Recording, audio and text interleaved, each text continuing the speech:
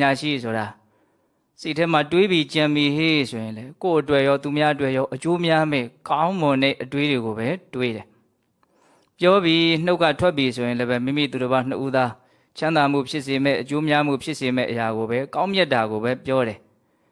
ကာယကံမြောက်လုပ်ပြီးကိုင်းပြီးဆိုရင်လည်းပဲအပြစ်ကင်းတဲ့ကောင်းမွန်တဲ့အကျိုးရှိတဲ့လုပ်ငန်းကိုပဲလုပ်ကိုင်းနေပေါ့အဲ့ဒါလိုကောင်းတာတွေးကောင်းတာပြောကောင်းတာကိုလုပ်တယ်ဆိုတာပညာရှိတို့ရဲ့သဘောလက္ခဏာပညာရှိလို့သိနိုင်တဲ့အမှတ်အသားနော်ပညာရှိတို့ရဲ့လုပ်ငန်းစဉ်နော်ဒါကြောင့်ပညာရှိဆိုတာဘာလဲလို့မေးရင်လူရင်းကြကြအဲ့ဒါလေးကိုတော့စွဲသိခြင်းတယ်ကောင်းတာတွေးတယ်ကောင်းတာပြောတယ်ကောင်းတာလုပ်တယ်ဒါကိုကြည်ခြင်းအဖြစ်ဒီလူဟာပညာရှိလို့သိနိုင်တယ်ကောင်းတာတွေးတယ်ကောင်းတာပြောတယ်ကောင်းတာလုပ်တယ်ဆိုတာ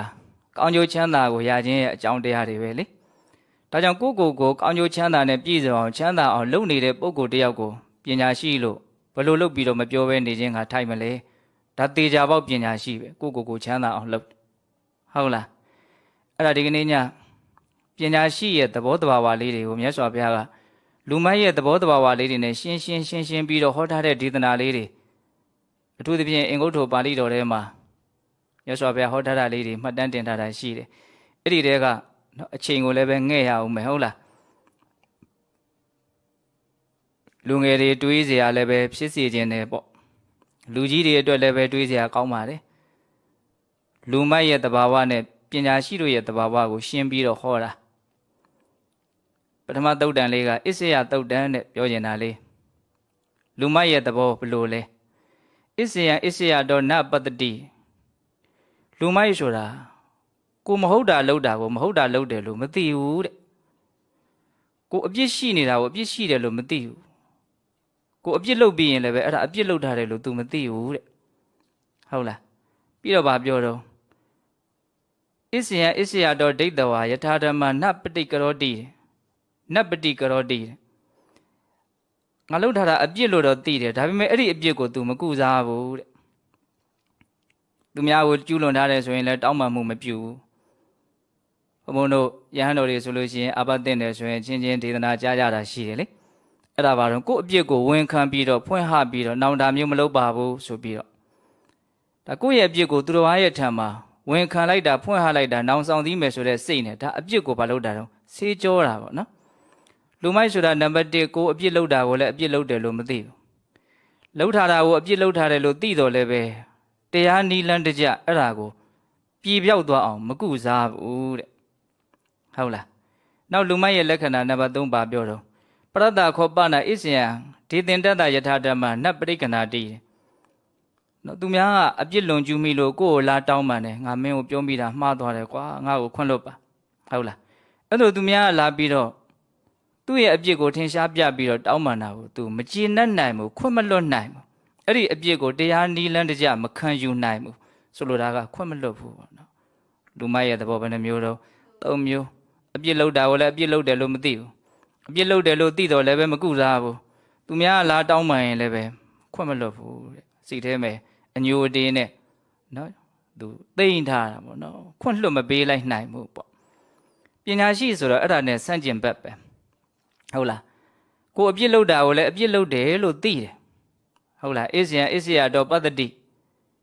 နော်အစ္စယတော့ဒိဋ္ဌဝါယထာဓမ္မပဋိကရောတိကိုအပြစ်လွန်ကျူးထားတာသိရင်လည်းအဲ့ဒါကိုဘာလုပ်တော့ကုစားတယ်ပပြအောင်တခါသူများကကိုယ့်ကိုလာပြီးတော့တောင်းပန်နေဆိုရင်လည်းပဲခွင့်လွတ်လိုက်တယ်နားလည်းပေးတယ်ပေါ့နော်ဒါပညာရှိတို့ရဲ့သဘောဒါကိုပြန်ပြီးတော့စီစစ်ကြည့်ဖို့နော်ငါပညာရှိသဘောနဲ့အင်္ဂါရက်တွေနဲ့ညီသလားလူမိုက်သဘောတဘာဝနဲ့ညီနေသလားစဉ်းစားဖို့ပေါ့နော်ဒါလေးတစ်ခုနောက်အာယောနိသောသုတ်တံတဲ့ဒါလည်းလူမိုက်ရဲ့သဘောလေးနဲ့ပဲရှင်းပြောတာပါပဲလူမိုက်ဆိုတာဘယ်လိုသဘောရှိတော့အာယောနိသောပညာကတ္တာဟောတိမသိတော်တာတွေကိုမေးတတ်တယ်တဘာဝမကြတာတွေအဖြေမရှိတဲ့မေးခွန်းတွေပေါ့နော်ဒါကိုဝင်းကျင်မှာဒါတွေကိုခံစားမှုနဲ့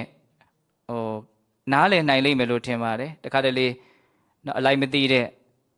ညံနေတဲ့မိုက်မဲတဲ့ပုံကိုယ်တွေနဲ့တွေ့တဲ့အခါမှာသူတို့ရဲ့မေးခွန်းတွေဟာဘာပြန်ပြောလို့ပြောရမှမသိတဲ့မေးခွန်းတွေပေါ့နော်ဒီမှာမြတ်စွာဘုရားပြောထားအာယောနိသောပညာကတ္တာဟောတိအသင်တော်တာတွေကိုမေးတယ်တဲ့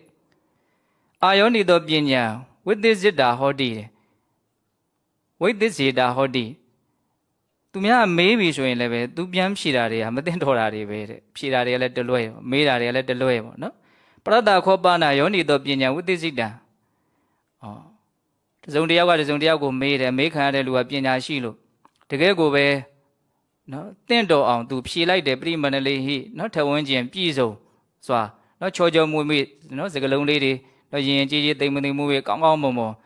ဖြေလိုက်တယ်မှန်မှန်ကန်ကန်ဖြေလိုက်တယ်အဲ့ဒါကိုလည်းသူဟာနဗ္ဗာနုမောရိတာဟောတိဝမ်းမမြောက်နိုင်ဘူးတဲ့နားလေလို့အမှန်ကန်သူများဖြေတော့လည်းပဲပါတော့ဝမ်းမမြောက်နိုင်ဘူးလူမိုက်ရဲ့သဘောမသိတော်တာကိုမေးတယ်မသိတော်တာကိုဖြေတယ်သူများအမှန်မှန်ကန်ကန်ဖြေပြရင်လည်းပဲဝမ်းမသာဘူးတဲ့အဲ့ဒါပါတော့လူမိုက်ရဲ့သဘောပညာရှိဆိုတာအဲ့လိုမဟုတ်ဘူးတဲ့မေးပြီးဟေးဆိုရင်လည်းတဘာဝကြတာသိတော်တာကိုပဲမေးတယ်ဟုတ်လားသူ့မေးလို့သူဖြေနိုင်ပြီဆိုရင်လည်းသူဖြေတာတွေကတဘာဝကြတယ်အကြောင်းအကျိုးခိုင်လုံးနေဟုတ်လားတကယ်လို့ကိုမဖြေနိုင်လို့သူများဖြေပြပြီဆိုရင်လည်းပဲမှန်ကန်တယ်ဆိုရင်သူဟာပါတော့ဝမ်းသာနိုင်တယ်ဒါလူလောကမှာဘုံဘုံတို့ကိုဝင်းကျင်မှာတနည်းအားဖြင့်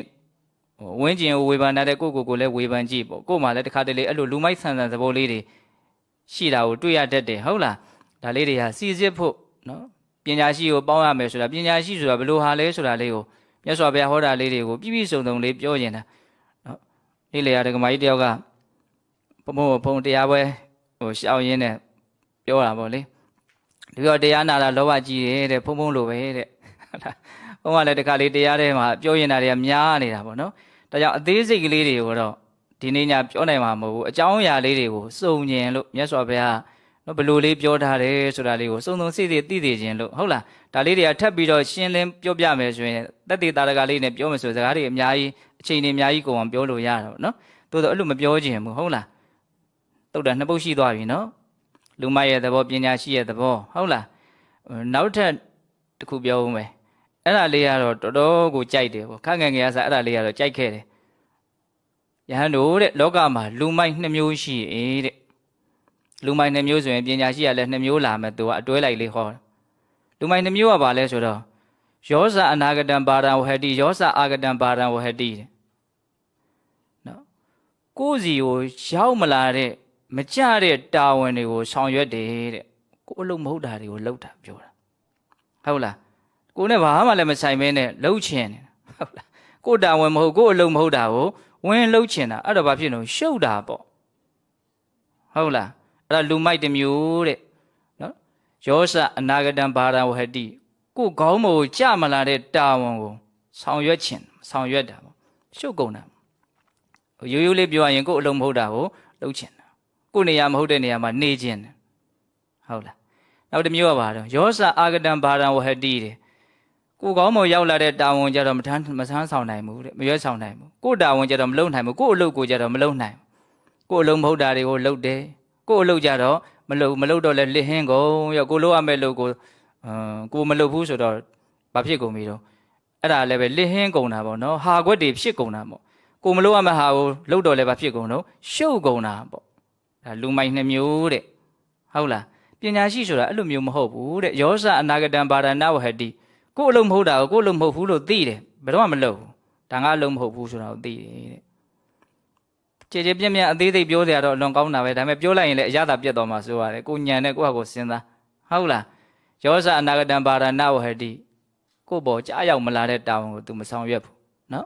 ်ယောဇအာဂတံဘာရံဝဟတိတဲ့ကိုယ့်လို့ဟုတ်ပြီကိုယ့်ဘောကြားရောက်လာပြီဒါကိုလုံးမကိုဖြစ်မယ်ဒါငါလောက်ရမယ်လို့သိတယ်အဲ့ဒါကိုလည်းဘာလို့တော့လုပ်တယ်တဲ့မရှုပ်ဘူးမလစ်ဟာဘူးပေါ့နော်ကိုယ့်အလုပ်ကိုလုပ်တော့လည်းပဲထောင်းရှင်းနေသူများအလုပ်ကိုဝင်ပြီးတော့မလုပ်တော့လည်းပဲမရှုပ်ဘူးပေါ့ဟုတ်လားဒါပညာရှိရဲ့သဘောလူမိုက်ရဲ့သဘောဒါအင်္ဂုတ္တပါဠိတော်မှာလာတာလေးတွေကိုဘုံဘုံပြောပြတာဆက်ပြီးတော့ပညာရှိနဲ့လူမိုက်တို့ရဲ့သဘောကိုပြောမယ်ဆိုလို့ရှိရင်ချမ်းမထားခဲ့တဲ့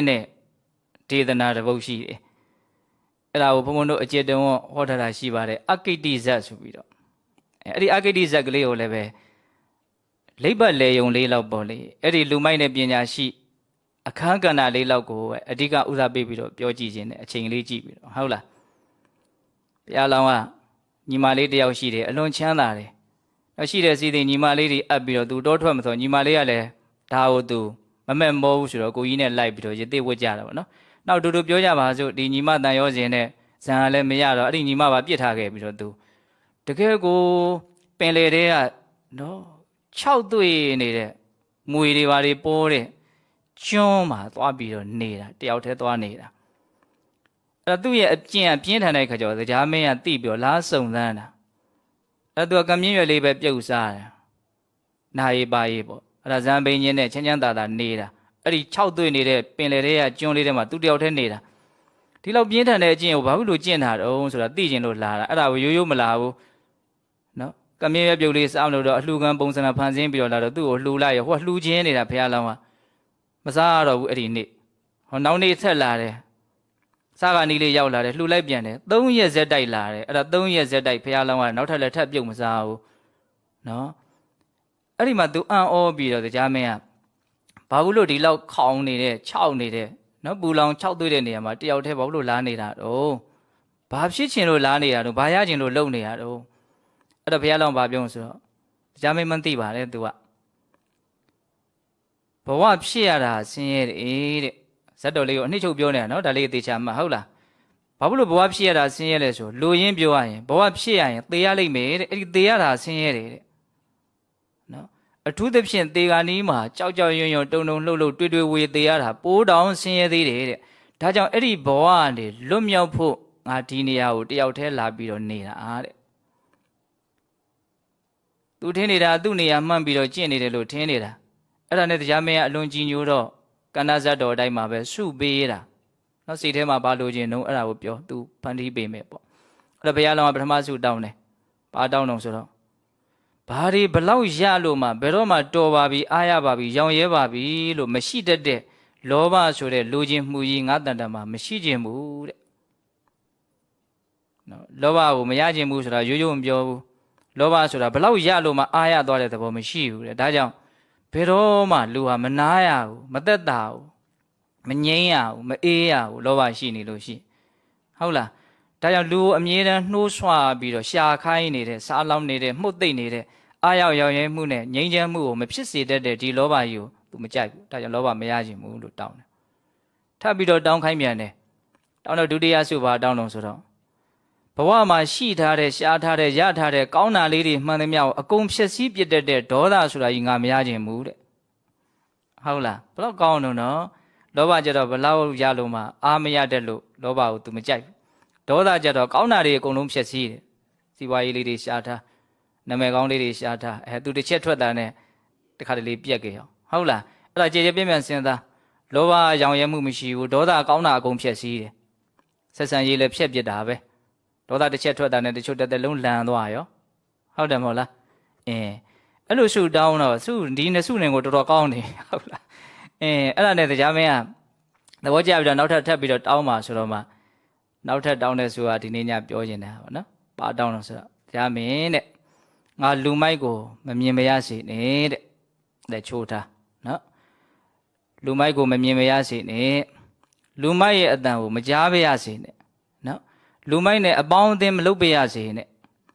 နော်တကယ်လို့တွေ့လာကြုံလာရင်လည်းလူမိုက်နဲ့နော်ပြောဆိုဆွေးနွေးတာမျိုးမလုပ်ပါရစေနဲ့လူမိုက်နဲ့ပြောဆိုဆွေးနွေးရသည်ရှိတော့လူမိုက်ရဲ့အယူအဆတွေကိုငါမကြိုက်ပါရစေနဲ့ငါချက်တောင်းကိုစိတ်နေတာပဲမြင်းကိုမမြင်ခြင်းဘူးတဲ့ဒါကတော့ဇရာပြတ်တယ်ပေါ့နော်ဒါတိတခါလေးမရဘူးလေလူကလူထဲနေတာလူမိုက်တွေကလည်းရှိနေတာလေအဲ့တော့တွေ့ရမှာပဲဟုတ်လားတွေ့ရပြီဆိုလို့ရှိရင်တွေ့ုံတွေ့ရရင်ကိစ္စမရှိဘူးလူမိုက်ဆိုတာစကားထွက်လာရင်အဲ့ဒါဒုက္ခရောက်တော့တာဘေးကလူကသူပြောလိုက်ပြီဟေ့ဆိုရင်တဘာဝမကြတာနော်အလုံးမဟုတ်တာနော်အဲ့လိုမျိုးအကုသိုလ်ဖြစ်เสียတွေကိုကြားရတတ်တယ်ဒါကြောင့်မလို့ဒုတိယပါတော့မကြားပါရစေနဲ့တဲ့ဟုတ်လားတခါတလေနော်လူဘဝရဲ့ကျေပြန့်မှုရှုပ်ထွေးမှုအကြောင်းမျိုးမျိုးကြောင့်လူမိုက်နဲ့နော်အလုပ်ဒူးလို့လောက်ရတာမျိုးပေါင်းအသင်းရတာမျိုးကြုံတတ်တယ်ဟုတ်လားအဲ့လိုဆိုရင်လည်းပဲအပေါင်းအသင်းတော့မဖြစ်ချင်ဘူးဟုတ်လားမြင်နေရရင်လည်းပဲဟိုလူတွေပြောရပါတယ်ဘာလို့ကိုပေါင်းစိတ်ခွာဟုတ်လားသူနဲ့တော့ရင်းနေနေအပေါင်းအသင်းမဖြစ်ချင်ဘူးဟုတ်လားတခါတလေဘုံဘုံတို့မလွဲတာမရှောင်တာပြောကြဆိုကြရတာလေးတွေရှိတယ်အဲ့ဒါမျိုးလည်း तू မပြောချင်ဘူးပြောရင်လည်းပဲသူ့ရဲ့အယူအဆသူ့စကားကိုမကြိုက်ချင်ဘူးလေတခါတလေကိုယ်မျက်စိလဲပြီးတော့သူတို့ပြောတာတွေကသဘာဝကျတယ်လို့ဒါပေမဲ့ရေရှည်ခေါင်းအေးနဲ့တွေးကြည့်လိုက်တော့မဟုတ်တာတွေဖြစ်နေဒါကြောင့်မလို့ तू ကနောက်ဆုံး အခက်မသိလို့သူတို့နဲ့တွေ့ရကြုံကပြောရဆိုရပြီဆိုရင်တော့သူတို့ရဲ့အယူအဆတွေမကြိုက်ပေးရစေနဲ့တဲ့လူမိုက်ကိုခါခါသီးပဲနော်အဲ့တော့တရားမင်းကဘာပြောဆိုအရှင်ရသေးတဲ့လူမိုက်ကိုဒီလောက်ကြီးခါခါသီးသီးဖြစ်နေတာလူမိုက်ကတင့်ကိုဘာလုပ်လို့တော့တဲ့ဟုတ်လားအဲ့တော့ဘုရားလောင်းကဘာပြောလို့ဆိုတော့လူမိုက်ကဘာလုပ်လို့တော့ဆိုတဲ့မေးခွန်းကိုသူဖြေတာနော်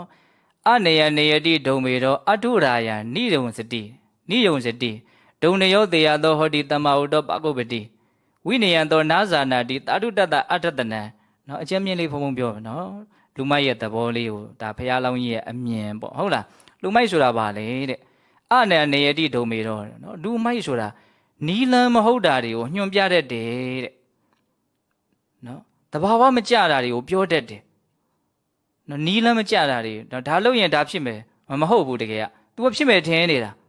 ဒါလို့ရင်ဒါမဖြစ်ဘူးအဲ့ဒါကို तू ကမဖြစ်ဘူးလို့မထင်ဘူးဟုတ်လားအဲ့လိုမျိုးဒါလို့ရင်ဒါဖြစ်မယ်ဆိုတာကိုလည်းပဲမသိတဲ့အခါကျတော့ဒါမလုံးနဲ့ဖြစ်တော့ဖြစ်ချင်တဲ့ဒါမလုံးနဲ့ဖြောင်းပြန်နေပေါ့နော်ဖြစ်ချင်တယ်ဆိုရင်မဖြစ်เสียနီလန်းကြီးကို तू ကဖြစ်မယ်လို့ထင်နေတယ်မဖြစ်ချင်ဘူးဆိုရင်လည်းဖြစ်မဲ့အရာကြီးကိုမဖြစ်ဘူးထင်ပြီးတော့အတင်းစွတ်လုတ်ခိုင်းနေတယ်နော်နီလန်းမဟုတ်တာတွေကိုပြောတတ်တယ်တဲ့လူမိုက်ဆိုတာအထုရာယနယုံစတိတဲ့မကောင်းတာတွေနော်ယုံညံ့တာတွေကိုလည်းရှင်တွဲစေတတ်တယ်ဆိုတော့မကောင်းတာတွေကိုတိုက်တွန်းတတ်တယ်သူကိုယ်တိုင်လည်းလှုပ်တတ်တယ်လူမိုက်ရဲ့သဘောဒုံနေယောတေယသောဟောတိတဲ့ကောင်းတာလေးတွေသိအောင်နားလည်အောင်ပြောရတာလေအလွန်ခက်တယ်တဲ့တဘာဝကျတဲ့ကောင်းတာလေးတွေသူ့ကိုနားလည်အောင်ပြောရတာလူစကားနဲ့ပြောရင်အလွန်လက်ပေါက်ကတ်တယ်ပေါ့နော်ပြောရတာနော်ပင်ပန်းတယ်ဆင်းရဲတယ်ပြောမပြောချင်ဘူးဆိုတာမျိုးဖြစ်သွားတာဟုတ်လားပြီးတော့ဗါတော့တမ္မာဟုတောပကုပ္ပတိတဲ့စကားကောင်းလေးတွေတကယ်ကိုကောင်းကောင်းမွန်မွန်အဓိပ္ပာယ်ရှိရှိသဘာဝကြကြလေးတွေပြောလာပြီးစိတ်တူတယ်တဲ့ဟုတ်လားနော်ကိုပြောရလေသဘာဝမကြလို့မဟုတ်သဘာဝကြတယ်ဘာသူကလက်မခံနိုင်ဘူးအဲ့ဒါကိုနော်ကောင်းတဲ့စကားပြောတာကိုဘာဖြစ်တော့စိတ်တူတယ်တဲ့တမ္မာဟုတောပကုပ္ပတိစကားကောင်းပြောတာကိုစိတ်တူတယ်တဲ့ဒါတင်လားဆိုတော့ကဘူးတဲ့ဝိနယောသောနဇာနာတိလူစည်းကမ်းကိုလည်းဘာမှနားမလဲဘူးတဲ့အလိုက်လည်းမသိဘူးပေါ့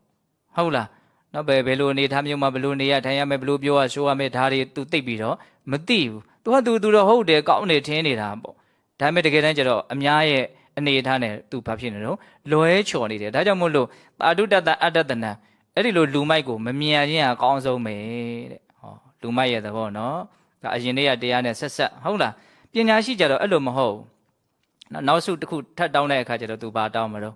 ပညာရှိကိုမြင်မရစေပညာရှိစကားကြားပါရစေ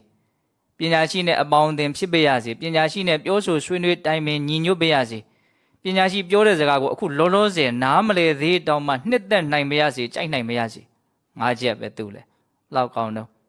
မြင်ပါရစေကြားပါရစေဒီလောက်နဲ့အာမရအပေါင်းအသင်းဖြစ်ခြင်းနဲ့ပြောဆိုဆွေးနွေးခြင်းနဲ့ယဉ်နီးနီးတခါတလေကိုကညံမသက်ဝင်နိုင်သေးလို့သူပြောတဲ့စကားကိုအတိတ်ပဲမပေါက်လို့မကြိုက်ဘူးဆိုတာမျိုးတောင်မဖြစ်ချင်ဘူးအခုမသိရင်နောင်လည်းသိလာလိမ့်မယ်သူ့အပေါ်မှာဘလောက်ယုံကြည်ထားတော့ဟုတ်လားနှစ်သက်ပါရစေတဲ့အဲ့လိုဆူတောင်းတဲ့အခါကျတော့တရားမင်းကဘာပြောတော့ပညာရှိကိုဒီလောက်ကြီးနော်မျက်မျက်နှုံနှုံဖြစ်နေတာပညာရှိကတင့်ကိုဘာတွေများကောင်းတာတွေလုပ်လို့တော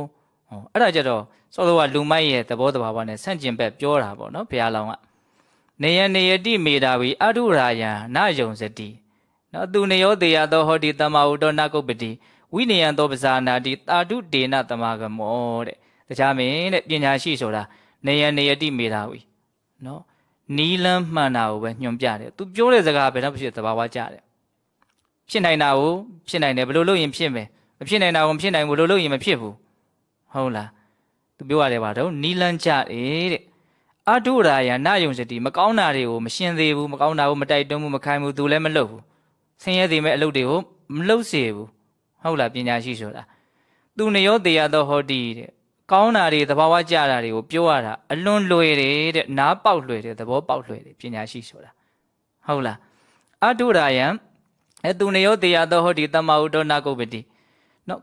ကောင်းတဲ့စကားမှန်တဲ့စကားပြောပြီးဆိုအမျက်မထွက်ဘူးတဲ့တခါတလေတချို့စကားတွေကောင်းတယ်မှန်တယ်ဒါပေမဲ့စိတ်တူစရာလေးတွေပါတတ်တယ်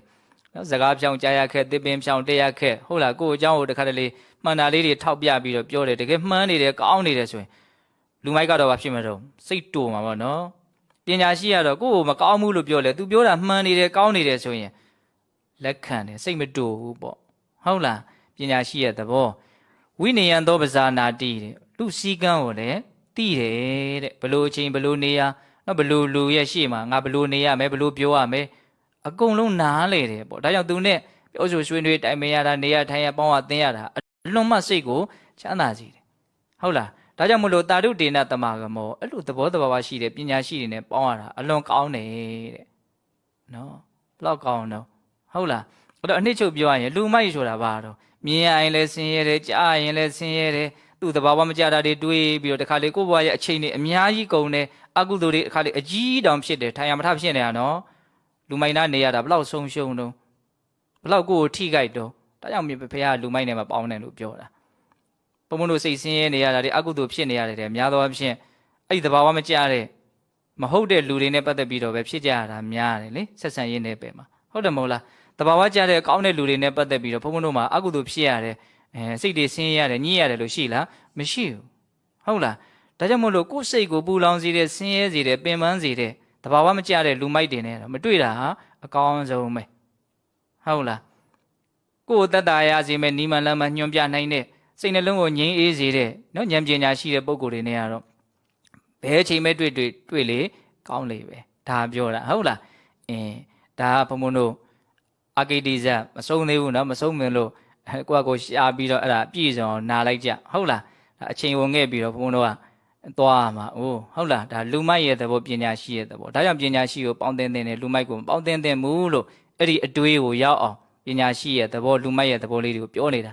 ာကုန်ပြီလားပြောစရာမကုန်သေးဘူးနောက်ထပ်ဘုံဘုံတို့တုတ်တန်တစ်ပုဒ်ရှိတယ်နော်မေဇိမနိကေထဲမှာလာတယ်ဘဟုဓာတုကတုတ်တန်တဲ့အဲ့ဒီမှာမြတ်စွာဘုရားရှင်အနန္ဒာကိုဟောတာရှင်အနန္ဒာကိုနော်ရှင်သာအာနန္ဒာတဲ့လောကမှာကြောက်เสียတွေဘေးတွေအန္တရာယ်တွေဒုက္ခတွေဆိုတာလူမိုက်တွေကြောင့်ဖြစ်တာပညာရှိတွေကြောင့်ဖြစ်ထုံးတာမရှိဘူးတဲ့နော်တဲလေးတွေမြဲ့ရွက်မိုးထားတဲ့ဟုတ်လားကျူရိုးလေးနဲ့ဆောက်ထားတဲ့အဲ့ဒီတဲစုပ်လေးတွေကလောင်လိုက်တဲ့မီးဟာအင်ကြီးအုံကောင်းတွေကိုအကုန်လုံးဖျက်ဆီးပြီးတော့လောင်ကျွမ်းသွားတယ်လို့မျိုးလောကကြီးမှာလူမိုက်တွေကိုအစပြုတ်ပြီးတော့လောင်လိုက်တဲ့မီးဟုတ်လားဒုက္ခတွေဆင်းရဲတွေပင်ပန်းမှုတွေအကုန်လုံးဟာအကုန်လုံးလူအတိုင်းဝိုင်းကြီးတစ်ခုလုံးမှာဖြစ်ကုန်တော့ဒုက္ခတွေဖြစ်ကုန်တာဒါကြောင့်အဲ့ဒီကနေစတာမြတ်စွာဘုရားဘေးဟူသည်မြတ်ဘယ်သူကြောင့်ဖြစ်တာလဲတော့လူမိုက်ကြောင့်ဖြစ်တာပညာရှိကြောင့်ဖြစ်ထုံးတာမရှိဘူးတဲ့ဒါကြောင့်မလို့ငါတို့ဟာပညာရှိဖြစ်အောင်နော်ကျင့်ကြမယ်အားထုတ်ကြမယ်လို့သင်တို့အဲ့လိုစိတ်ဓာတ်မွေးပြီးတော့လုပ်ရမယ်လို့မြတ်စွာဘုရားအဲ့လိုလေးဟောတာအဲ့လိုဟောတဲ့အချိန်မှာရှင်အနန္ဒာကမြတ်စွာဘုရားတဲ့ပညာရှိတယောက်ဖြစ်ဖို့ဆိုလို့ရှိရင်ဘယ်အတိုင်းတာဘလို့ရည်သွေးတွေရှိရမှာတော့ဒါလိုရင်းလေးပဲဘုံဘုံပြောတာပါဟုတ်လားပညာရှိဖြစ်ခြင်းဘလို့လုပ်ရမှာတော့အဲ့မှာပညာရှိတို့ရဲ့အရည်အသွေး၄မျိုးအဲ့ဒီမှာဟောတယ်အများကြီးနော်အခုတရားအများကြီးရှိလာပြီဟုတ်လားအကြောင်းအရာတွေအများကြီးရှိလာပြီဒါပေမဲ့လို့ကိုကမျက်နှိုးတယ်တန်ဖိုးထားတယ်ဆိုပြန်ဖွင့်ပြီးတော့နားထောင်လို့မရဘူးလားရနော်ဒါကြောင့်ဘုံဘုံတို့ထပ်ပြီးတော့အသေးစိတ်မပြောတာပါဟုတ်လားဒါပညာရှိတယောက်ဖြစ်ဖို့အတွက်ဘာတွေလိုအပ်တုံးဆိုတဲ့မေးခွန်းမြတ်စွာဘုရားဘလို့ဖြေတော့နော်အာနန္ဒာတဲ့ပညာရှိဆိုတာပညာရှိဖြစ်ဖို့ဆိုလို့ရှိရင်နံပါတ်1ဓာတုကုသလောစဟောတိဓာတ်တဘာဝတွေကိုလိမ္မာကျွမ်းကျင်ရမယ်သိရမယ်မြင်ရမယ်နံပါတ်2အာယတနာကုသလောစဟောတိတဲ့မျက်စိနာနာလျှာကိုယ်စိတ်ဆိုတဲ့အတွင်းအာယတနာ6ပါးနော်ယူပါယုံတတ္တယုံခန္ဓာယုံရတ္တယုံဖုထဘာယုံဓမ္မယုံလို့ဆိုတဲ့အပြင်အာယတနာ6ပါးအာယတနာတရားတွေကိုလည်းလိမ္မာကျွမ်းကျင်ရမယ်ဟုတ်လားပရိစ္ဆသမုပ္ပါဒကုသလောဟောတိတဲ့နော်ပရိစ္ဆသမုပ္ပါအကြောင်းအကျိုးဆက်ပြီးတော့ဖြစ်ပေါ်နေတဲ့သဘာဝတရားကိုလည်းပဲလိမ္မာကျွမ်းကျင်ရမယ်တဲ့နောက်ဌာနကုသလောစဟောတိတဲ့ဒါဖြစ်နိုင်တယ်ဒါမဖြစ်နိုင်ဘူးအကြောင်းဟုတ်သည်မဟုတ်သည်မှာလိမ္မာကျွမ်းကျင်မှုရှိရမယ်တဲ့၄ချက်ပြောတယ်နော်ပညာရှိကိုပေါင်းဖို့ဆိုတဲ့စကားလေးနဲ့ဆက်ပြီးတော့ပညာရှိဖြစ်ဖို့ပညာရှိကိုလည်းပေါင်းဖို့အရေးကြီးတယ်လို့ပညာရှိဖြစ်ဖို့လည်းအရေးကြီးတာပဲလေဟုတ်လားအဲ့တော့ပညာရှိရဲ့သဘောတဘာဝကိုပြောနေတာနော်ဘယ်နှချက်တုံး၄ချက်နံပါတ်1ဓာတုကုသလောစဟောတိတဲ့ဓာတ်တွေကိုလိမ္မာရမယ်အဲ့ဒါမြတ်စွာဘုရားအသေးစိတ်အများကြီးဟောတယ်နော်ဓာတ်ကအရင်ကနားလည်ရမှာဓာတ်18ပါးကိုနားလည်ဖို့လိုတယ်အဲ့ဒါဘာတွေတော့စက္ခုဓာတ်သောတာဓာတ်ခန္ဓာဓာတ်ဇိဝဓာတ်ကာယဓာတ်မနဓာတ်ဘုံဘုံတို့ခန္ဓာကိုယ်ကြီးလို့အကြံဉာဏ်ပြောကြပါစို့ဟုတ်လားမျက်စိဟာဓာတ်သဘာဝတရားတစ်မျိုးပုဂ္ဂိုလ်တ attva မဟုတ်အယောင်ကိုဖမ်းယူပြီးတော့နော်မြင်သိစိတ်ရဲ့တရားပေါ့နော်သူကအလွန်ဆန်းကျယ်တဲ့ဓာတ်တစ်မျိုးပေါ့ဟုတ်လားပြီးတော့ဒီမျက်စိကဖမ်းယူလိုက်တဲ့ယူပါယုံသူလည်းဓာတ်တစ်မျိုးပဲရူပဓာတ်တဲ့ဟောနာဖမ်းယူလိုက်တဲ့ဘာတုံးတတ္ထာယုံအတန်လည်းဓာတ်တစ်မျိုးအနာဓာတ်တစ်မျိုးအရသာဓာတ်တစ်မျိုးအတွေ့အထိဓာတ်တစ်မျိုး နော်ဓမ္မယုံဆိုတာကဓာတ်တစ်မျိုး12မျိုးရှိသွားပြီနော်ဒါကိုပဲနောက်ဟာအာယတနာ12ပါးဆိုသူ့ကိုပဲပြောတာပဲနောက်ထပ်ဘုံဘုံတို့နားလည်ဖို့အလွန်ကောင်းတဲ့ဓာတ်ကဘာလဲဆိုတော့အယောင်နဲ့မျက်စိနဲ့တွေ့တဲ့အခါမှာနော်မိခတ်ကြောက်ခတ်လိုက်လို့မိဘွားလေးထွက်လာတယ်လို့မျိုးပေါ့တိစိတ်ကလေးဖြစ်သွားအံ့ဩစရာပေါ့နော်မြင်သိစိတ်အဲ့ဒါကိုစက္ခုဝိညာဏဓာတ်လို့ခေါ်တယ်ဟုတ်လားလဝါနှစ်ပြက်ဗျမ်းဆိုရိုက်တဲ့ခါအတန်ထွက်လာတယ်လို့မျိုးပေါ့ဟုတ်လားထွက်လာပြီးတော့ပျောက်သွားရောနော်အဲ့လိုပဲနားနဲ့အတန်နဲ့နော်တွေးလိုက်တဲ့အချိန်မှာဇာတိစိတ်ဝိညာဏဓာတ်အာဂနုဧည့်တယ်လေးသူကဖြက်ဆိုပေါ်လာတာပြီးတော့ပျောက်သွားတာပဲပြီးတိုင်ပျောက်သွားတာနော်အဲ့ဒါလိုပဲအနတ်နဲ့နှာခေါင်းအရာသာနဲ့လျှာဟုတ်လားပုဒ္ဓဘာယုံနဲ့ကာယပတာရဓမ္မယုံနဲ့မနဟုတ်လားအဲ့ဒါလိုအသီးသီးသူ့အာယုံသူ့ဓာရတိုက်ကြတဲ့အခါမှာတိစိတ်တွေဟာမိဘွားတွေလို့နော်ခန္ဓာကိုယ်စက်ယုတ်ကြီးကနေပြီးတော့တဖွာဖွာထွက်နေတယ်လို့ဒါလေဒီဆိုကြီးကအဲ့လိုလေးမြင်အောင်ပြောတယ်မျက်စိမှာလည်းပဲဝိညာဏဓာတ်အမြဲတမ်းထွက်နားကလည်းအမြဲတမ်းထွက်တလဲစီသွားတာပါတပြိုင်တည်းထဲသွားတာမဟုတ်ဒါစိတ်ကအလွန်မြန်တဲ့အတွက်ကြောင့်တပြိုင်တည်းထဲဖြစ်နေတယ်လို့တောင်ထင်ရတယ်ဟုတ်လားအဲ့ဒါလိုတဖွာဖွာထွက်နေတာတွေကဘာတွေတုံးဆိုတော့ဝိညာဏဓာတ်တွေတိတဲ့ဓာတ်တွေအတိဓာတ်တွေပေါ့ဟုတ်လားဒါပုဂ္ဂိုလ်တ attva မဟုတ်ဘူးလို့နားလည်ရမယ်ဓာတ်ကိုနားလည်ရမယ်ဆိုတော့အဲ့ဒါကိုပြောတာဒါပညာရှိတယောက်ဖြစ်နေတယ်ဆိုအခုပြောခဲ့တဲ့ဓာတ်18ပါးကိုတိမ်မာကျွမ်းကျင်အောင်ကြိုးစားရမယ်ဟုတ်လားသူတို့ဖြစ်နေတာကိုတဲ့သိရမယ်သူတို့ဟာပုဂ္ဂိုလ်တ attva မဟုတ်ဘူးလို့သိရမယ်သူတို့ကအကြောင်းအကျိုးသဘောတွေလို့သိရမယ်သူတို့ကအနိစ္စဒုက္ခအနတ္တတွေလို့သိရမယ်ဒါဓာတ်ကိုလိမ်မာဖို့ပြောတာပြီးတော့ဗါတော့အာယတနာကုသလောစတဲ့နော်အာယတနာ12ပါးကိုလိမ်မာကျွမ်းကျင်ရမယ်ဟုတ်လားဓာတ်ကိုတော့ဘုံဘုံအနှစ်ချုပ်ပြီးတော့ပြောလိုက်တယ်နောက်ထပ်ဆက်ပြီးတော့ဟောထားတာအများကြီးပဲအဲ့တုတ်တန်ထဲမှာဟုတ်လားနောက်တစ်ခုကဘာတော့ပရိစ္ဆသမုပ္ပါဒကုသလောစဟောတိအကြောင်းအကျိုးဆက်ပြီးတော့ဖြစ်ပေါ်နေတာကိုနားလည်ရမယ်နော်မတိမှုအဝိဇ္ဇာဘဝဟာဆင်းရဲတယ်ဆိုတဲ့အမှန်တရားကိုမသိတာကိုအဝိဇ္ဇာလို့ခေါ်တယ်ဒါကြောင့်ဘဝကိုဆင်းရဲမှမသိတဲ့နော်အဝိဇ္ဇာကိုအခြေခံပြီးတော့အကြောင်းပြုပြီးတော့ဒီဘဝတွေထပ်ပြီးတော့ရရကြောင်းအလုပ်တွေကိုလုပ်တာနော်ဘဝကိုဒုက္ခမှမသိတဲ့အခါကျတော့အကောင်းထင်ပြီးတော့နော်ရရကြောင်းအလုပ်တွေကိုလုပ်တာအဲ့ဒါလုပ်တာကိုသင်္ခါရလို့ခေါ်တယ်အဝိဇ္ဇာပစ္စည်းဟာသင်္ခါရ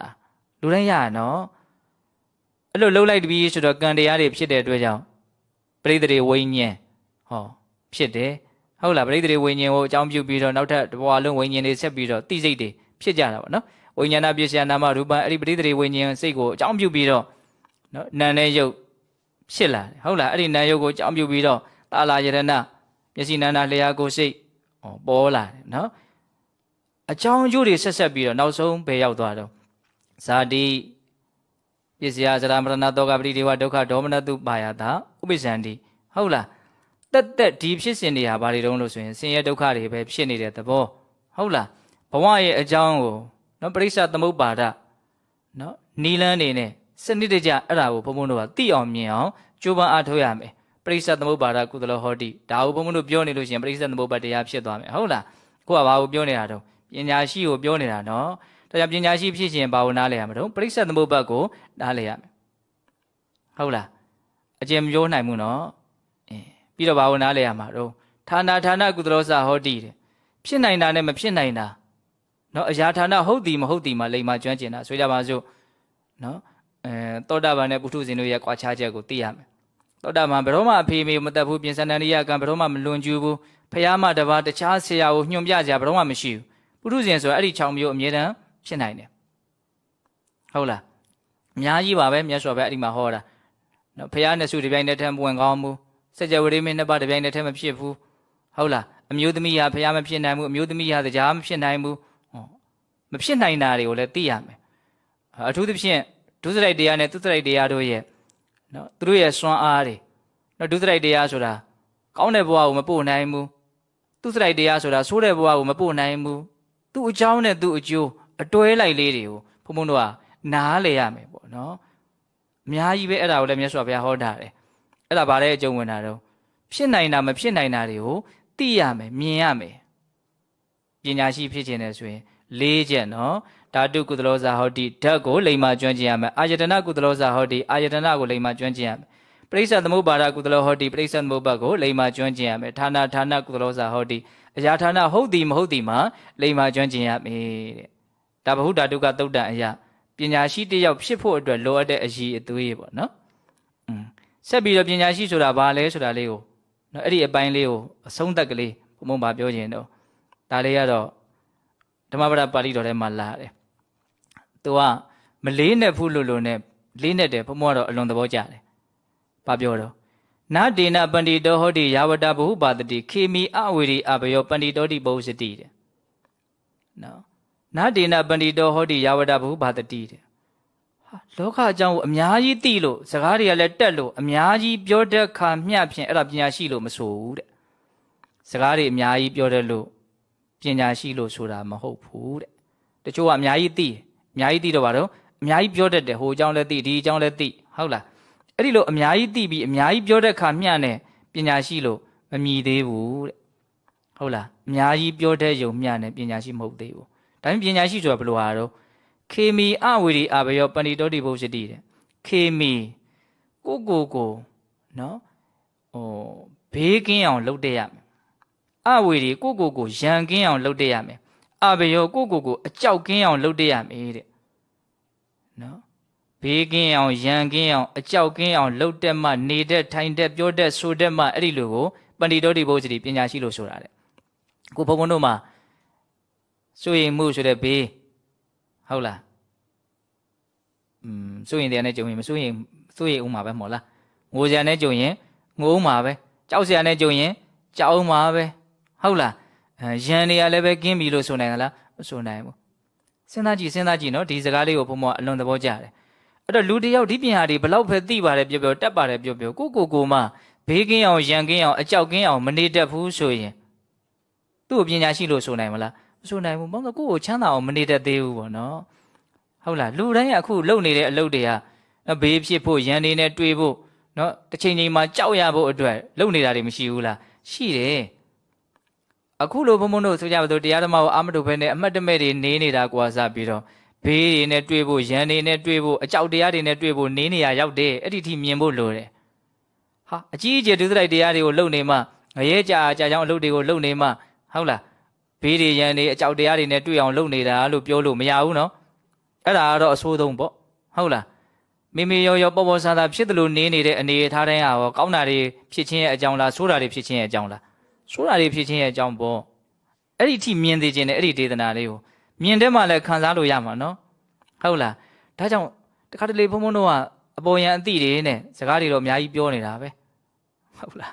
ဒါပေမဲ့စကားတွေအများကြီးပြောတတ်လို့ပညာရှိလို့မခေါ်ဘူးတဲ့မြတ်စွာဘုရားအလွန်ကောင်းတယ်နော်ဒီဒေသနာလေးဟုတ်လားနတေနပန္တိတောဟတိယာဝတဘုပါတတိဘလောက်ပြောတတ်ဘလောက်ပဲအများကြီးပြောပညာရှိအဲ့လောက်နဲ့ပညာရှိလို့မဆိုဟုတ်လားဘေးကင်းအောင်ရန်ကင်းအောင်အကြောက်ကင်းအောင်နေတဲ့ထိုင်တဲ့လှုပ်တဲ့ကိုင်တဲ့ပြောတဲ့ဆိုတဲ့နော်ဘဝမှာအဲ့လိုသွားတတ်မှသူ့ကိုဘာလို့ခေါ်မလို့ပညာရှိလို့ခေါ်မယ်တဲ့ဟုတ်လားဒါပညာရှိရဲ့သဘာဝဒီလောက်နဲ့ပြီးအောင်နော်ဒုတိယမေးခွန်းပါတော့ဘာကြောင့်ပညာရှိကိုမြတ်စွာဘုရားပေါင်းခိုင်းရတာတော့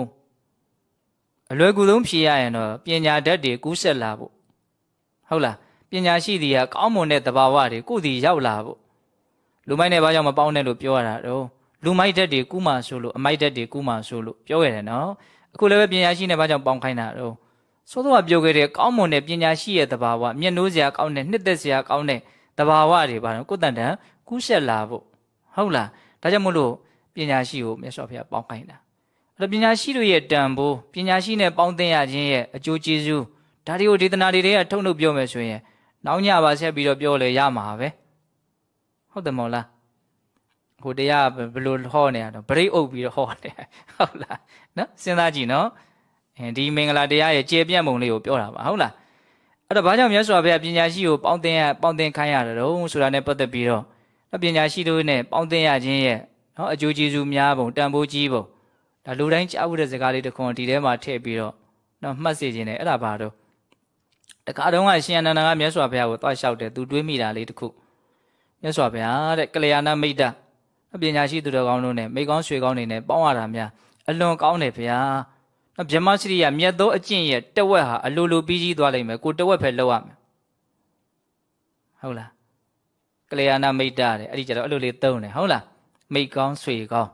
နော်ပညာရှိသူတော်ကောင်းတွေနဲ့ပေါင်းသင်ရတဲ့သဘောမြတ်သောအကျင့်ရဲ့နော်တဝက်ဟာအလိုလိုပြီးကြီးသွားမယ်တဲ့အဲ့တော့မြတ်စွာဘုရားအနန္ဒာအဲ့လိုမပြောနဲ့တဲ့ဟောနှစ်ခွန်းတောင်ဆက်ပြီးတော့တားတယ်တဲ့ကလျာဏမိတ်တ မိကောင်းရွှေကောင်းနဲ့ပေါင်းအသင်းရပြီပညာရှိသူတော်ကောင်းတွေနဲ့ပေါင်းသင်းရပြီဆိုရင်အဲ့ဒီဗြဟ္မစရိယတစ်ခုလုံးပြီးတယ်တဲ့အကုန်လုံးပြီးကြီးတယ်တဲ့လွန်လာရင်လားလို့ထင်စရာရှိရဲ့နော်အဲ့ဒါကိုမြတ်စွာဘုရားသူ့စကားကိုနော်ဘလို့တက်တည်ပြပြီးတော့မြတ်စွာဘုရားဆက်ဟောတော့အနန္နာတဲ့ငါဘုရားတည်းဟူသောမိတ်ဆွေကောင်းနဲ့ပေါင်းရသင်းရလို့သင်တို့ဟာလွတ်မြောက်နိုင်ခဲ့တဲ့ဇာတိဇရာမရဏဒီဒုက္ခကန္တာရတွေကနေလွတ်မြောက်ခွင့်ရကြတာမဟုတ်လားတဲ့ဟောစဉ်းစားကြည့်နော်တကယ်ဘုံဘုံတို့ဒုက္ခတွေလွတ်သွားတာဘယ်သူကြောင့်လွတ်တာတော့မြတ်စွာဘုရားတည်းဟူသောမိတ်ကောင်းဆွေကောင်းနဲ့ပေါင်းရလို့လွတ်ရတာဟုတ်တယ်မဟုတ်လားလွတ်ရလွတ်ကြောင်းအလုပ်တွေကိုလုံနိုင်တာဒါဘုံဘုံတို့ဒါကတော့ဒီနာလူတွေအခုတော့မလွတ်သေးဘူးပေါ့ဟုတ်လားလွတ်ရလွတ်ကြောင်းအလုပ်တွေကဘာဆိုတော့မသိရဘူးလားသိရတယ်အဲ့တော့ပြောနေတာကဘာတော့နော်ဒီပညာရှိသူတော်ကောင်းတွေနဲ့ပေါင်းရတယ်ဆိုတာမြတ်သောအကျင့်အားလုံးကိုပြီးစည်းစေတယ်ဆိုတဲ့မြတ်စွာဘုရားရဲ့စကားတော်လေးဟုတ်လားဒုက္ခအလုံးကလွတ်မြောက်ဖို့အတွက်နော်ပညာရှိသူတော်ကောင်းရဲ့နော်အရေးပါပုံလေးကိုမြင်ဖို့ဒါကိုဥစွာပြောတယ်ဟုတ်လားဆက်ပြီးတော့ပညာရှိသူတော်ကောင်းတို့နဲ့ပေါင်းသင်းရခြင်းရဲ့နော်တန်ဖိုးတနည်းအားဖြင့်ကလျာဏမိတ်တာရဲ့အကျိုးကျေးဇူး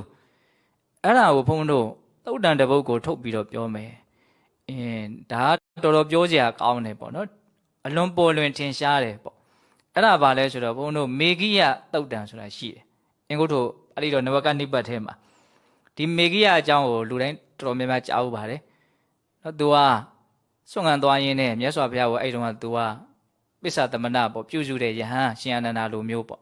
ဟုတ်လားအဲ့တော့ဒီနေ့တော့စွန့်ခံပြန်လာရင်းနဲ့မြစ်ဘေးရတရတော်အုပ်လေးကတိတ်ဆိတ်ပြီးတော့လှသားရနေအဲ့ကိုသွားလို့သူကတရားအထုတ်ခြင်းမြတ်စွာဘုရားဒီခွန်တောင်းတော့မြတ်စွာဘုရားသူဘလို့တွေဖြစ်လာမှာဆိုတော့မြင်လို့မို့ငါအခုတပါးတည်းရှိသေးတယ်နောက်ထပ်ငါခိုင်းတရားစီတရားနောက်ထပ်တပါးရောက်မလာမချင်းစောင့်မအောင်မရဘူးနောက်ထပ်ပြီးတော့တောင်းပန်တယ်မြတ်စွာဘုရားထပ်တားတယ်ထပ်ပြီးတော့သူကခွင့်တောင်းတယ်မြတ်စွာဘုရားထပ်တားတယ်ထပ်တားတော့သူဘာပြောဆို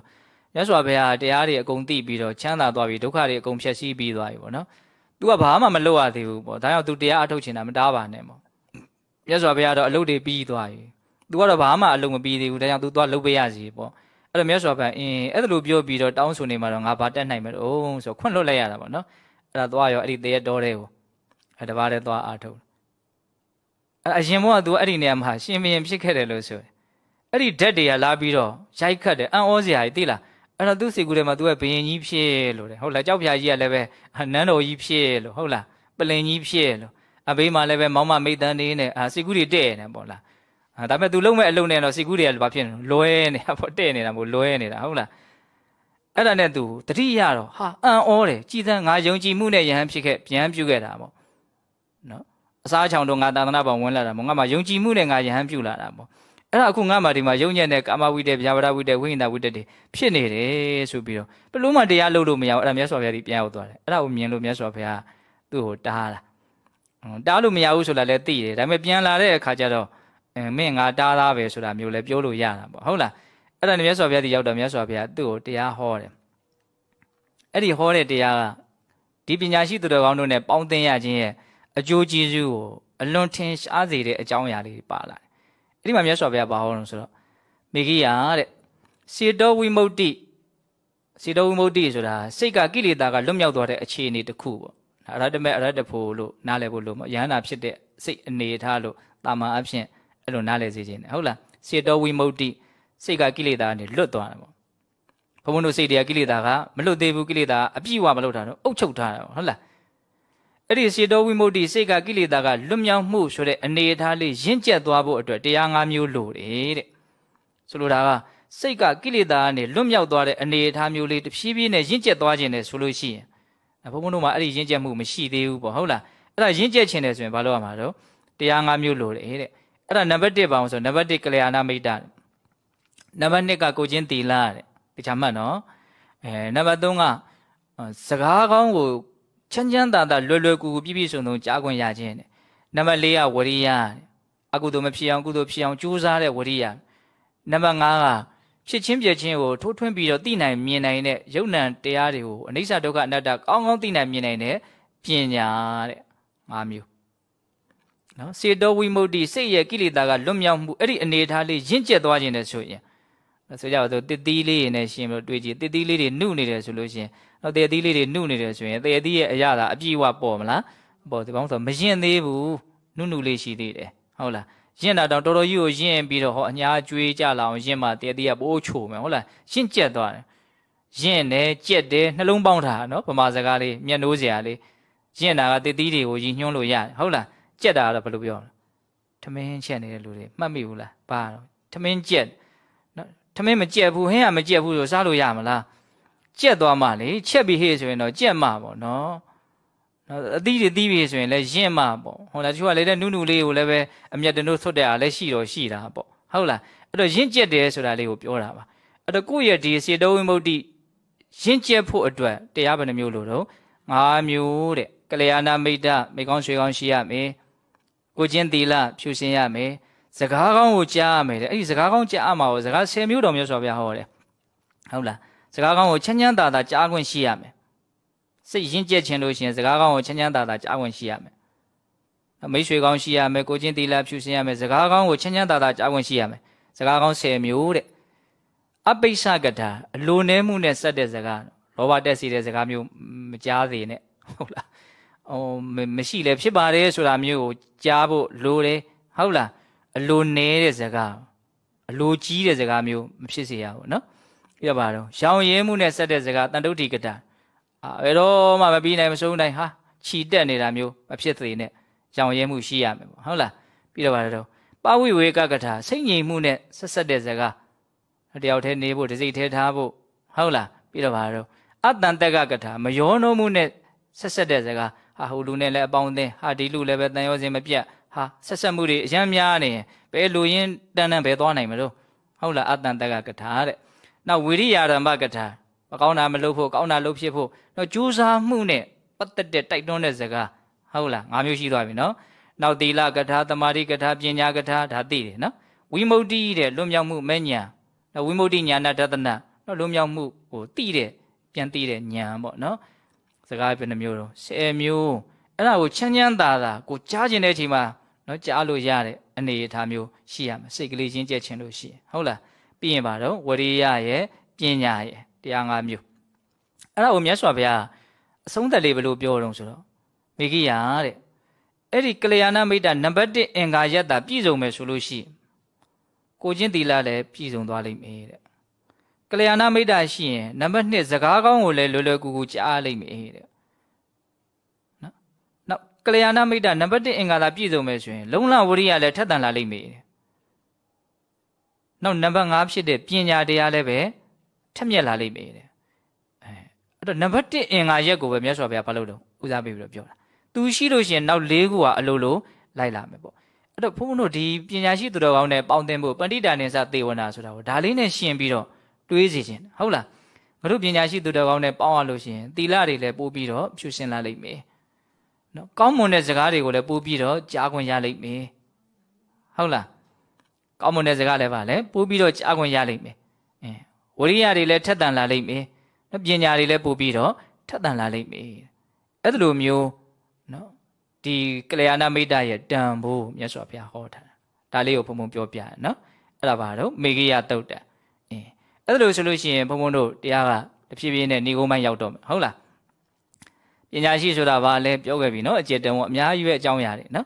်ဘာကြောင့်ပညာရှိကိုပေါင်းသင်တဲ့လဲပညာရှိတို့နဲ့ပေါင်းသင်ရခြင်းရဲ့တန်ဖိုးအကျင့်မြတ်ရဲ့အားလုံးကိုပြီးစီးစေနိုင်တယ်ဒါပထမပိုင်းလေးပြောလိုက်တယ်နော်အခုပြောတာပါတော့ပညာရှိသူတော်ကောင်းတို့နဲ့သာပေါင်းရမယ်ဆိုရင်ကိုချင်းသီလလည်းဖြူစင်မယ်စကားကောင်းတွေလည်းချမ်းချမ်းသာသာကြားရမယ်ဝိရိယတွေလည်းထက်သန်လာမယ်ပညာတွေလည်းထက်မြက်သွားမယ်စိတ်ကလေးရင့်ကျက်မှုကိုအထောက်အကူပြုမဲ့အရာတွေအကုန်လုံးပြည့်စုံသွားမယ်လို့ပြောတာ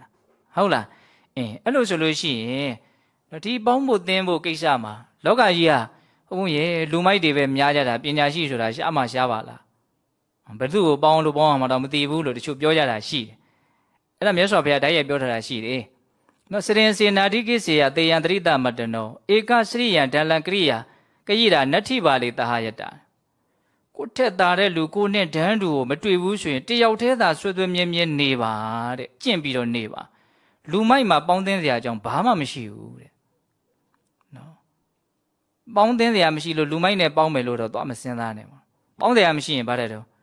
တယောက်တည်းပဲနေတဲ့ဧကစရိယံဒလံကရိတာတဲ့စကားလေး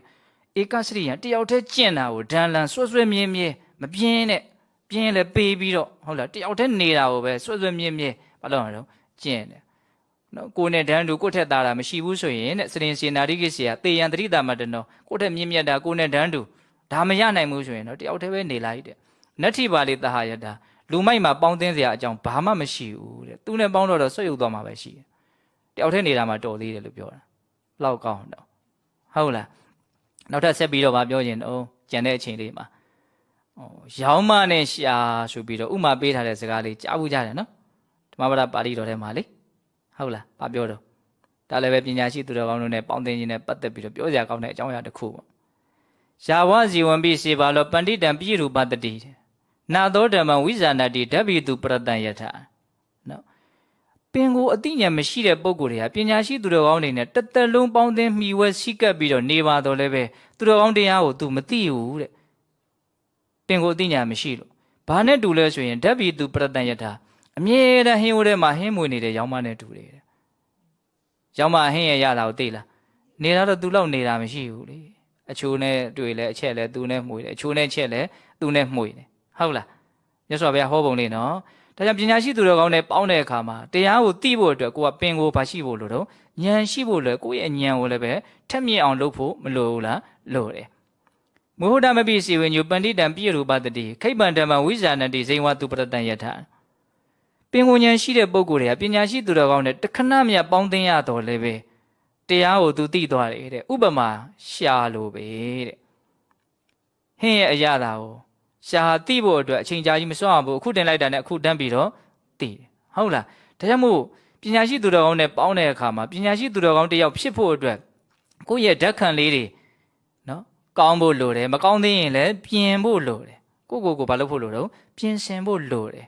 ဟုတ်တယ်မဟုတ်လားဒါလေးကိုပြောတာနော်ဒါကြောင့်ပညာရှိသူတော်ကောင်းနဲ့ပေါင်းရမယ်ဆိုတဲ့ဒီမင်္ဂလာလေးနဲ့ဆက်ပြီးတော့တွေးစရာလေးနော်ရောင်းမလိုလူမဖြစ်ဖို့လည်းလိုသေးတယ်လျှာလိုလူဖြစ်ဖို့လည်းပဲလိုသေးတယ်ဆိုတာလေးကိုလည်းပဲမြတ်စွာဘုရားအလိုတော်ကြနားလည်ဖို့မရှိဘူးလားရှိတယ်အဲ့လို့ရှိရင်ဏီကုန်းကျုပ်ဘုံတို့တနားရှိတော့မှာနော်ဏီကုန်းကျုပ်ဘာပြောမလို့ပညာရှိနဲ့ပေါင်းရမယ်ဆိုတဲ့စကားမှာပညာရှိရဲ့အဓိပ္ပာယ်တွေပြောခဲ့တယ်ပေါင်းသင်းလို့အကျိုးရှိတာတွေကိုပြောခဲ့တယ်ဟုတ်လားအဲ့လို့ဆိုပညာရှိဆိုတာဘာလဲနော်လူရင်းလေးပြောရရင်လူနဲ့အမှန်သိမှုနဲ့ပေါင်းမိတဲ့အခါပညာရှိလို့ခေါ်လိုက်တာပဲဟုတ်လားကောင်းမြတ်တဲ့သဘောတွေအမှန်သိတဲ့သဘောတွေနဲ့လူနဲ့ပေါင်းလိုက်တဲ့အခါမှာအဲ့ဒီလူကိုပညာရှိပေါ့နော်အမှားသိတွေနဲ့ယုံညံ့မှုတွေနဲ့ပေါင်းရင်အဲ့ဒီလူကိုဘာလို့ခေါ်တော့လူမိုက်လို့ခေါ်လိုက်တာပဲဟုတ်လားအဲ့တော့လူနဲ့အသိဉာဏ်နဲ့ပေါင်းလိုက်တော့ပညာရှိဖြစ်သွားတာလူနဲ့မိုက်မဲမှုနဲ့ပေါင်းလိုက်တော့လူမိုက်ဖြစ်သွားတာဒါကြောင့်အဲ့ဒီလူမိုက်ကိုမပေါင်းအောင်ဆိုတဲ့မင်္ဂလာတော်ကဘာပြောခဲ့တော့လူမိုက်ကိုမပေါင်းဖို့လိုသလိုမိုက်စီတတ်တဲ့